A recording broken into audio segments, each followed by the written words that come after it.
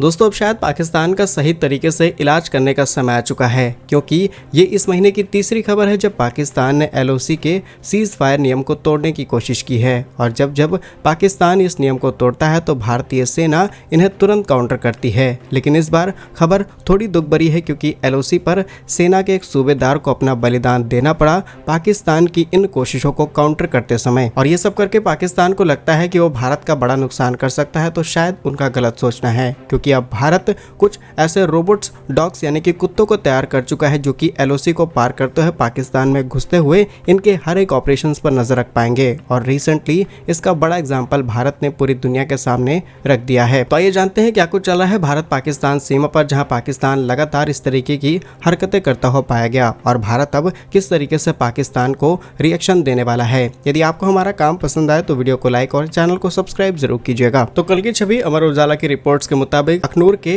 केरी bottle में शुक्रवार रात सीमा पर पाकिस्तान रेंजरों ने सीज फायर का उल्लंघन किया। गोलीबारी में सेना के एक जवान का बलिदान हो गया और बताया जा रहा है कि आतंकियों की घुसपैठ करवाने के उद्देश्य से सीमा पर गोलीबारी की गई थी, जिसका भारतीय सेना ने मुंह तोड़ जवाब दिया। जानकारी मिली है कि 9 पंजाब के जेसीओ सूबेदार कुलदीप चंद 11 अप्रैल की रात सुंदरबनी के केरी बट्टल क्षेत्र में एलओसी पर घुसपैठ विरोधी अभियान का नेतृत्व कर रहे थे। इसी दौरान वहां पर गोलीबारी में घायल हो जाते, क्योंकि उधर से भी काफी ज्यादा तेजी से हमला किया जा रहा था। घायल होने के बाद इनका अस्पताल में इलाज चल रहा था और अब सूबेदार कुलदीप हमारे बीच नहीं रहे और इस तरीके से एक और वीर जवान पाकिस्तान की गंदी हरकतों की वजह से शहीद हो गया। रिपोर्ट्स में बताया गया है कि संदिग्ध गतिविधियों को ध्यान में रखते हुए भारतीय सुरक्षा बलों ने गोलीबारी की। वहां आतंकियों के छिपे होने की आशंका है।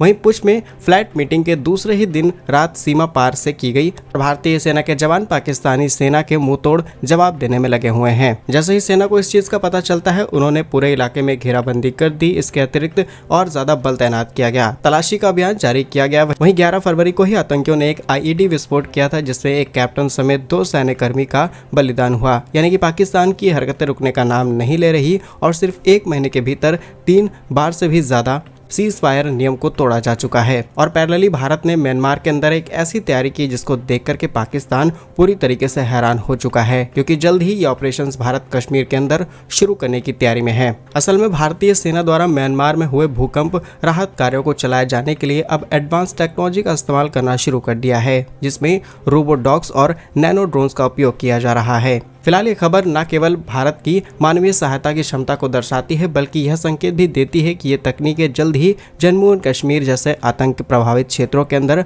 आतंक विरोधी अभियानों में आसानी से की जा सकती हैं। फिलहाल भारत ने म्यांमार के अंदर ऑपरेशन ब्रह्मा के तहत म्यांमार में ये सभी टेक्नोलॉजीज का इस्तेमाल करना शुरू किया है, ताकि लोगों को आसानी से रेस्क्यू किया जा सके। जैसा कि आप जानते होंगे 28 मार्च 2025 को म्यांमार के अंदर 7.7 मैग्नीट्यूड का एक भूकंप आता है, जिससे बहुत ज्यादा तबाही मची। 3000 से भी ज्यादा लोगों के मारे जाने की खबर आ रही है। वहीं 5000 से भी ज्यादा लोग घायल हो चुके हैं और कई लोग अभी भी दबे हुए हैं। और इस चीज को लेकर के तुरंत भारत ने अपना रिएक्शन दिया, जिसकी तारीफ खुद अमेरिका ने की थी कि भारत ने तुरंत अपना ऑपरेशन ब्रह्मा शुरू किया गया, जिसके तहत हमने समुद्र के रास्ते हवाई जहाज के माध्यम से तमाम राहत की सहायता भेजी म्यांमार के अंदर। और अब हम एडवांस टेक्नोलॉजीज का इस्तेमाल कर रहे हैं, जहां पर भारतीय सेना ने रोबोडॉग्स, जिन्हें SAR रोबोमोल्स यानी कि मल्टी यूटिलिटी लॉन्ग इक्विपमेंट कहा जाता है, और नैनो ड्रोन्स का इस्तेमाल करना शुरू कर दिया। और शायद यही टेक्नोलॉजीज देख करके पाकिस्तान अपनी हरकतें और ज्यादा बढ़ा चुका है, क्योंकि भारत ने अगर अपने ये रोबोडॉग्स यहाँ पर डिप्लॉय करना शुरू कर दिए तो ये हरकतें ये नहीं कर पाएंगे।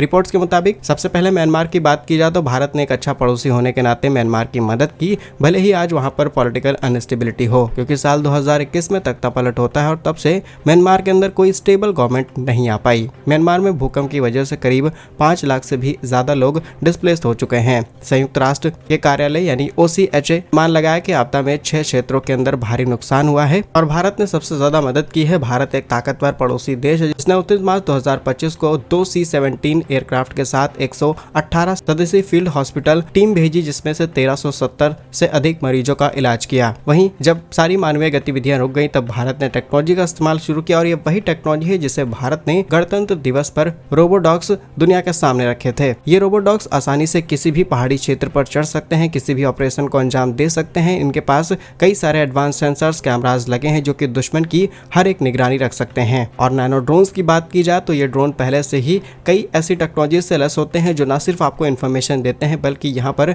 कई प्रकार के विस्फोटक भी आसानी से तैनात किए जा सकते हैं। और कई बार ये विस्फोटक तैनात हुई जगह को भी पता लगा करके आपको सारी इन्फॉर्मेशन दे सकते हैं। रोबोडॉग्स करीब 51 किलोग्राम का होता है। ये 45 डिग्री से लेकर के 55 डिग्री सेल्सियस किसी भी टेम्परेचर पर ऑपरेट किए जा सकते हैं। इसमें एडवांस सेंसर, कैमरा और लो लाइट कैपेबिलिटीज होती हैं और कई में नाइट विजन तक की फैसिलिटीज आती हैं, यानी कि अंधेरे में भी छुपे हुए दुश्मन को आसानी से पता लगाया जा सकता है। वहीं नैनो ड्रोन्स की बात की जाए तो सिर्फ 250 ग्राम के होते हैं। इनके अंदर हाई क्वालिटी वीडियो कैमरास लगे होते हैं और ये इतने छोटे हैं कि बहुत ही सकरे रास्ते में भी आसानी से जा सकते हैं। सेना के पास करीब 100 ऐसे रोबोट्स मौजूद हैं और ड्रोन्स की संख्या कुछ खास पता नहीं। लेकिन अब बात करते हैं कश्मीर की। कश्मीर में आतंकवाद लगातार बढ़ता चला जा रहा है। पहले हमने आपको इन्फॉर्मेशन दे दी, लेकिन साल 2024 की बात की जाए तो जम्मू कश्मीर में 30 से भी अधिक नागरिक और 15 से भी ज्यादा सुरक्षाकर्मी आतंकी हमलों में मारे गए हैं। 2021 में आपको पता होगा कि ड्रोन हमलों ने जम्मू वायुसेना स्टेशन को निशाना बनाया, जिसमें 2 किलोग्राम RDX का उपयोग हुआ था। और अब जाकर के लगता है कि वाकई सेना को अपग्रेड कर दिया गया है, क्योंकि भारतीय सेना ने लंबे समय से ऊंचाई और कठिन इलाकों में परिवहन के लिए खच्चरों का उपयोग किया है। अब रोबोडॉग्स या फिर कहें ये मोल्स इनका इस्तेमाल करने वाले हैं, क्योंकि कश्मीर में 1990 के दशक से ही आतंक एक बड़ा चैलेंज रहा है, जिसमें हजारों लोगों ने, हजारों सुरक्षा कर्मियों ने अपनी जान गंवाई। लेकिन धारा 370 के निरस्त होने के बाद ये गतिविधियां और ज्यादा बढ़ चुकी हैं। इसीलिए अब हमें एडवांस टेक्नोलॉजी को लेने की जरूरत है। फिलहाल के लिए आज देखा जाए तो भारत के ज्यादातर पड़ोसी देशों के अंदर अनस्टेबिलिटी चल रही है, तो भारत को ऐसे ड्रोन्स बल्क में प्रोड्यूस करने चाहिए। हम बात करते हैं फाइटर जेट्स की, हम बात करते हैं एडवांस टेक्नोलॉजी, एडवांस मिसाइल्स की, तो जितना ज़रूरी वो है आज के समय ये छोटे हथियार ज़रूरी हैं। क्योंकि कोई भी देश के अंदर अगर बड़ा ऑपरेशन प्लान किया जा रहा है तो उसके लिए इन्हीं रास्तों से हथियार भेजे जाते हैं। तो सबसे पहले हमें अपने बॉर्डर प्रोटेक्ट करने ज़रूरी है, उसके बाद शायद हमें बड़ी टेक्नोलॉजीज़ पर जाना चाहिए, क्योंकि इस तरीके के डॉग्स, इस तरीके के एडवांस ड्रोन और छोटी बड़ी टेक्नोलॉजीज़ का इस्तेमाल करते हुए हम दुश्मन के